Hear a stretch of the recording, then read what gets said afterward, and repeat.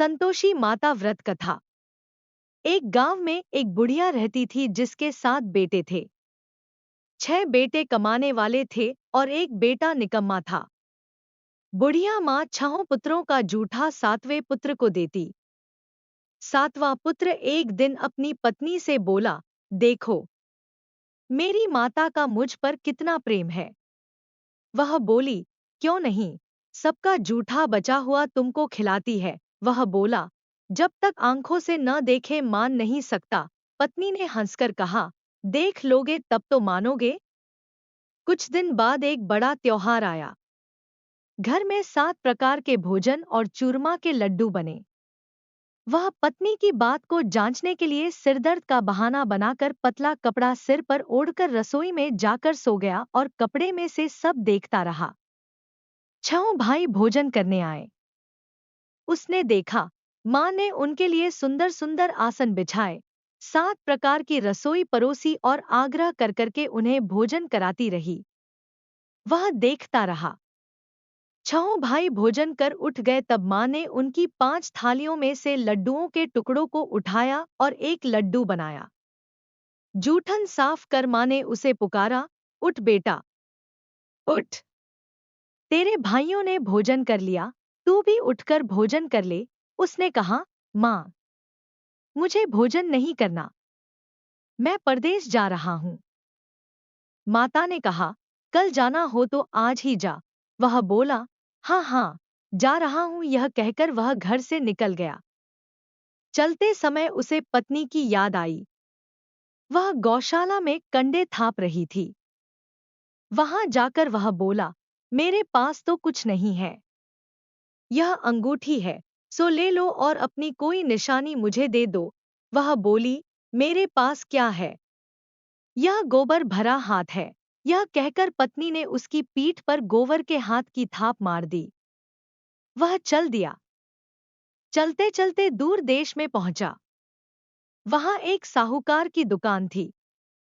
वहां जाकर बोला, सेठ जी, मुझे नौकरी पर रख लो।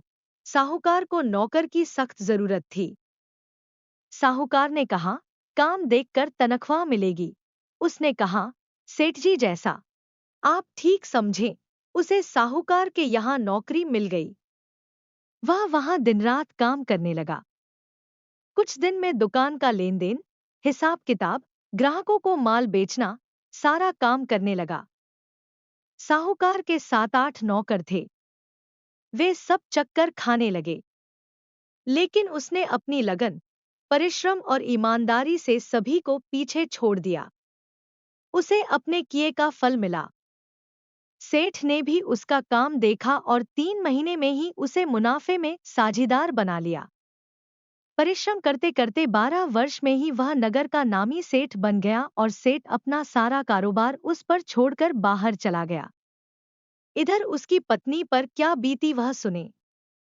सास ससुर उसे दुख देने लगे। गृहस्थी का काम करवाकर उसे लकड़ी लेने जंगल में भेजते। इस बीच घर की रोटियों के आटे से जो भूसी निकलती, उसकी रोटी बनाकर रख दी जाती और फूटे नारियल की नरेली में पानी दिया जाता। इस तरह दिन बीतते रहे। एक दिन वह जब जंगल में लकड़ी लेने जा नहीं थी तब उसे रास्ते में बहुत सी स्त्रियां संतोषी माता का व्रत करती दिखाई दी। यह वहां खड़ी होकर पूछने लगी, बहनों, यह तुम किस देवता का व्रत करती हो और इसके करने से क्या फल होता है? इस व्रत के करने की क्या विधि है? यदि तुम अपने इस व्रत का विधान मुझे समझा कर कहोगी तो मैं तुम्हारा बड़ा एहसान मानूंगी। उनमें से एक स्त्री बोली, सुनो, यह संतोषी माता का व्रत है। इसके करने से निर्धनता, दरिद्रता का नाश होता है, लक्ष्मी आती है, मन की चिंताएं दूर होती है, मन को प्रसन्नता और शांति मिलती है, निपुति को पुत्र मिलता है, प्रीतम बाहर गया हो तो वह शीघ्र लौट आता है, कुंवारी कन्या को मन पसंद वर मिलता है, चलता मुकदमा खत्म हो जाता है, कलह क्लेश की निवृत्ति हो, मुख शांति होती है, घर में धन जमा हो, धन जायदाद का लाभ होता है तथा और भी मन में जो कुछ कामना हो सब संतोषी माता की कृपा से पूरी हो जाती है। इसमें संदेह नहीं। वह पूछने लगी, यह व्रत कैसे किया जाता है? यह भी बताओ तो बड़ी कृपा होगी। वह स्त्री कहने लगी, बिना परेशानी, श्रद्धा और प्रेम से जितना भी बन सके प्रसाद लेना। 5.25 पैसे से 5.25 आने तथा इससे भी ज्यादा शक्ति और भक्ति के अनुसार गुड़ और चना लें। हर शुक्रवार को निराहार रहकर कथा कहना, सुनना। इसके बीच कम नहीं टूटे। लगातार नियम पालन के करना। सुनने वाला कोई न मिले तो घी का दीपक जलाकर उसके आगे जल के पात्र को रख कथा कहना, परंतु नियम न टूटे। जब तक कार्य सिद्ध न हो, नियम पालन करना और कार्य सिद्ध हो जाने पर व्रत का उद्यापन करना। 3 मास में माता पूरा फल प्रदान करती है। यदि किसी के ग्रह खोटे हैं भी तो माता 1 वर्ष में अवश्य उनको अनुकूल करती हैं। कार्य सिद्ध होने पर ही उद्यापन करना चाहिए, बीच में नहीं। उद्यापन में 2.5 सेर आटे का खाजा तथा इसी अनुसार खीर तथा चने का साग बनाना। 8 बच्चों को भोजन कराना। जहां तक मिले देवर, जेठ, भाई बंधु, कुटुंब के लड़के लेना, न मिले तो रिश्तेदारों और पड़ोसियों के लड़के बुलाना। उन्हें भोजन करा, यथाशक्ति दक्षिणा दे, माता का नियम पूरा करना। ध्यान रखना उस दिन घर में कोई खटाई न खाए। यह सुन वह वहां से चल दी। रास्ते में लकड़ी के बोझ को बेच दिया और उन पैसों में गुड़ चना ले माता के व्रत की तैयारी कर आगे चली। रास्ते में संतोषी माता के मंदिर में जा माता के चरणों में लौटने लगी। विनती करने लगी, माँ, मैं दीन हूँ, निपट मूर्ख हूँ। व्रत के नियम कुछ जानती नहीं। मैं बहुत दुखी हूँ। हे माता, मेरा दुख दूर कर, मैं तेरी शरण में हूँ। माता को दया आई। एक शुक्रवार बीता कि दूसरे शुक्रवार को ही उसके पति का पत्र आया और तीसरे शुक्रवार को उसका भेजा हुआ पैसा आ पहुंचा। यह देखकर जेठानी मुंह सिकोड़ने लगी, इतने दिनों बाद इतना पैसा आया, इसमें क्या बड़ाई है? लड़के ताने देने लगे, काकी के पास अब पत्र आने लगे, रुपया आने लगा, अब तो काकी की खातिर बढ़ेगी, अब तो काकी बुलाने से भी नहीं बोलेगी।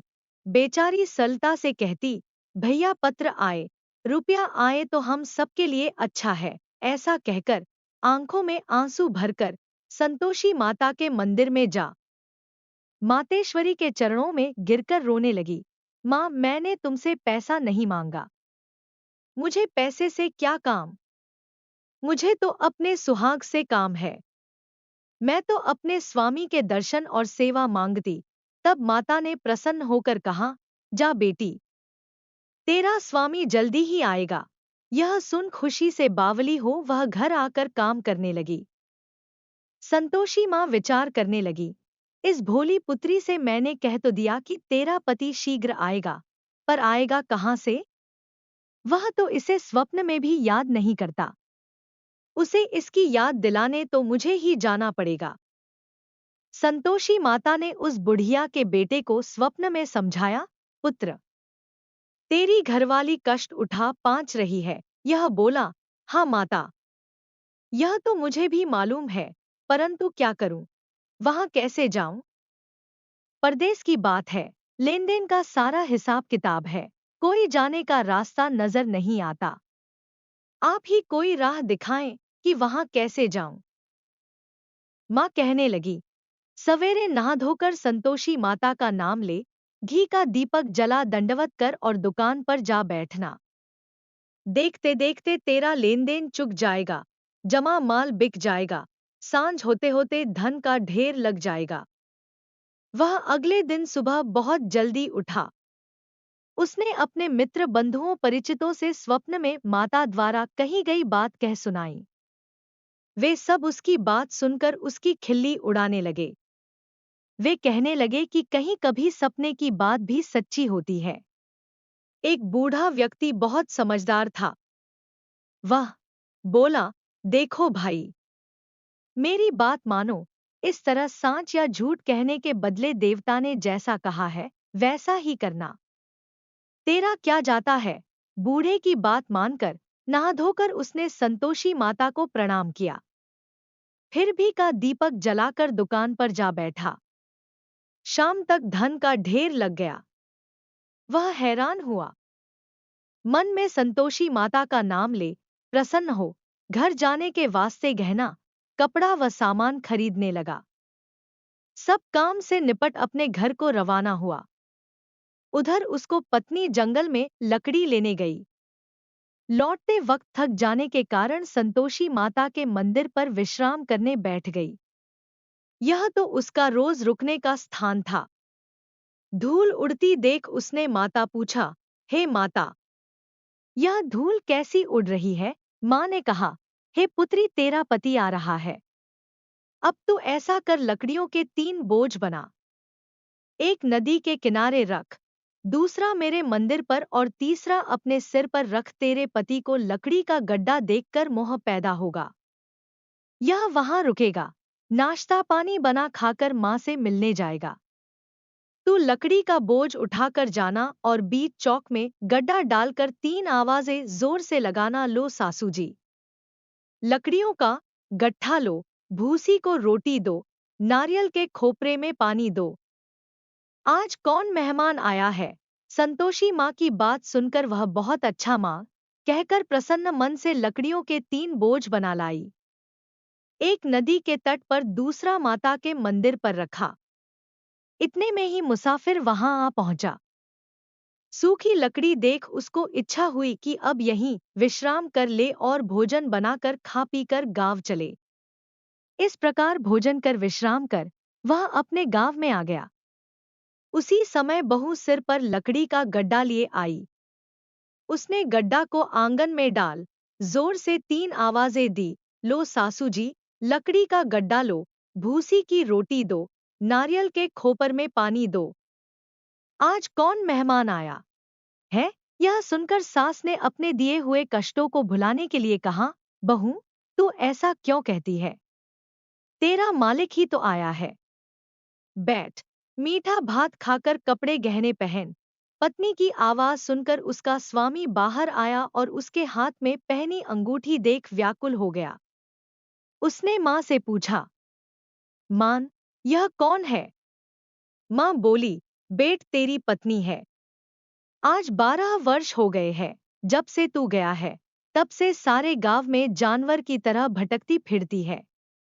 कामकाज कुछ करती नहीं, 4 समय आकर खा जाती है।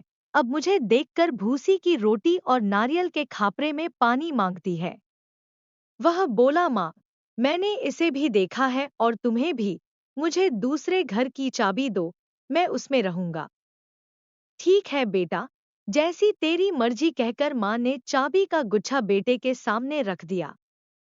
उसने दूसरे घर को खोलकर सारा सामान जमाया। एक ही दिन में वहां राजा के महल जैसा ठाट-बाट बन गया।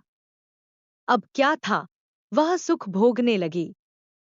अगला शुक्रवार उसने पति से कहा, मुझे संतोषी मात का उद्यापन करना है। पति बोला, बहुत अच्छा, खुशी से कर लो। वह उद्यापन की तैयारी करने लगी। जेठ के लड़कों को भोजन के लिए कहने गई। उन्होंने मंजूर किया, परंतु पीछे से जेठानी ने अपने बच्चों को सिखलाया, देखो रे, भोजन के समय सब लोग खटाई मांगना, जिससे उसका उद्यापन पूरा न हो। लड़के भोजन करने आए। खीर पेट भरकर खाई, परंतु बात याद आते ही कहने लगे, हमें कुछ खटाई खाने को दो, खीर खाना हमें भाता नहीं, देखकर अरुचि होती है। लड़के उठ खड़े हुए, बोले, पैसे लाओ। भोली बहू कुछ जानती न थी, उसने उन्हें पैसे दे दिए। लड़कों ने बाजार जाकर उन पैसों से इमली खरीदी और खाई। यह देखकर बहू पर माताजी ने कोप किया। राजा के दूत उसके पति को पकड़कर ले गए। अब सब मालूम हो जाएगा। जब जेल की रोटी खाएगा। बहू से यह वचन सहन नहीं हुए। वह संतोषी माता के मंदिर में गई और कहने लगी, माता, तुमने यह क्या किया। हंसाकर क्यों रुलाने लगी। माता बोली, पुत्री, तूने मेरा व्रत भंग किया है। इतनी जल्दी सब बातें भुला दी। वह बोली, माता भूली तो नहीं हूं, न कुछ अपराध किया है। मुझे तो लड़कों ने भूल डाल दिया। मुझे क्षमा करो माँ। माँ बोली, ऐसी भूल भी कहीं होती है। यह बोली, अब कोई भूल नहीं होगी। अब बताओ, मेरे पति कैसे आएंगे? माँ बोली, पुत्री, जा, तेरा पति तुझे रास्ते में ही आता मिलेगा। वह मंदिर से निकलकर बाहर आई तो रास्ते में उसे अपना पति आता हुआ मिला। उसने पूछा, कहाँ गए थे? वह बोला, इतना धन जो कमाया है उसका कर राजा ने मांगा था, वह भरने गया था। वह प्रसन्न होकर बोली, भला हुआ, अब घर चलो। फिर अगला शुक्रवार आया। वह बोली, मुझे माता का उद्यापन करना है। पति ने कहा, ठीक है, करो। वह फिर जेठ के लड़कों से भोजन को कहने गई। जेठानी ने लड़कों को सिखा दिया कि तुम पहले ही खटाई मांगना। लड़के भोजन करने बैठे लेकिन भोजन करने से पहले ही कहने लगे, हमें खीर पूरी नहीं भाती, जी बिगड़ता है, कुछ खटाई खाने को दो। यह बोली, खटाई खाने को नहीं मिलेगी, खाना हो तो खाओ। उनके उठकर चले जाने पर उसने ब्राह्मणों के लड़के बुलाकर भोजन करवाया। दक्षिणा की जगह उन्हें एक एक फल दिया। इससे संतोषी माता प्रसन्न हो गई। माता की कृपा से 9 माह बाद उसको चंद्रमा के समान एक सुंदर पुत्र प्राप्त हुआ। पुत्र को लेकर वह प्रतिदिन संतोषी माता के मंदिर में जाने लगी। माँ ने सोचा कि यह रोज आती है, आज क्यों न मैं ही इसके घर चलूं, इसका आसरा देखूं तो सही। यह विचार कर माता ने भयानक रूप बनाया। गुड़ और चने से सना मुख, ऊपर से मुंड के समान होंठ, उस पर मक्खियां भिनभिना रही थी। दहलीज में पैर रखते ही उसकी सास चिल्लाई, देखो रे, कोई चुड़ैल डाकिनी चली आ रही, लड़को, इसे भगाओ, नहीं तो सबको खा जाएगी। बहू रोशनदान से देख रही थी। वही प्रसन्न हो उठी, आज मेरी माता मेरे घर आई है। यह कहकर दूध पीते बच्चे को गोद उतार दिया। इस पर उसको सास गोद में भरकर बोली, अरे रान, इसे देखकर कैसी उतावली हुई है, जो बच्चे को पटक दिया। इतने में माँ के प्रताप से जहां देखो वहां लड़के ही लड़के नजर आने लगे। यह बोली, माँ जी, मैं जिनका व्रत करती हूँ, यह वही संतोषी माता है। इतना कह उसने झट से घर के सारे किवाड़ खोल दिए। सबने माता के चरण पकड़ लिए और विनती कर कहने लगे, हे माता, हम मूर्ख हैं, अज्ञानी हैं, तुम्हारे व्रत की विधि हम नहीं जानते, तुम्हारा व्रत भंग कर हमने बड़ा अपराध किया है। हे माता, आप हमारे अपराधों को क्षमा करो। इस प्रकार बार बार कहने पर संतोषी मात प्रसन्न हुई। इसके बाद उसकी सास कहने लगी, हे संतोषी माता, आपने बहू को जैसा फल दिया वैसा सबको देना। जो यह कथा सुने या पढ़े उसका मनोरथ पूर्ण हो,